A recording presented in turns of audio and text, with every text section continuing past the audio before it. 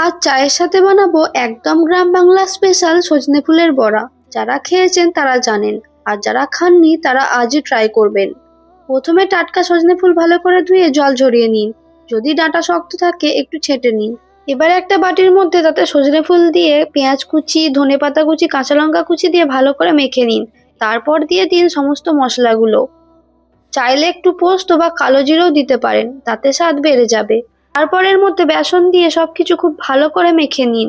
এরপর কড়াইতে তেল গরম করুন। তেলটা গরম হয়ে গেলে বড়ার শেপ দিয়ে তেলের মধ্যে ছেড়ে দিন। মিডিয়াম আঁচে ভাজুন, যাতে ভেতরটা ভালোভাবে সেদ্ধ হয় আর বাইরেটা সুন্দর ক্রিস্পি হয়। সোনালী রং হলে তুলে নিন। গরম গরম সজনে ফুলের বড়া, সাথে 1 কাপ চা। সন্ধ্যের আড্ডা জমে যাবে একেবারে। চায়ের সঙ্গে খেয়ে দেখুন কেমন লাগছে, আর আমাকে কমেন্ট করে জানাতে ভুলবেন না কিন্তু। ভিডিওটা ভালো লাগলে একটা লাইক করে দেবেন। আর এমন সহজ মজার রান্না পেতে আমার channel cooking with Armina subscribe করতে ভুলবেন না কিন্তু। সবাই ভালো থাকুন, সুস্থ থাকুন।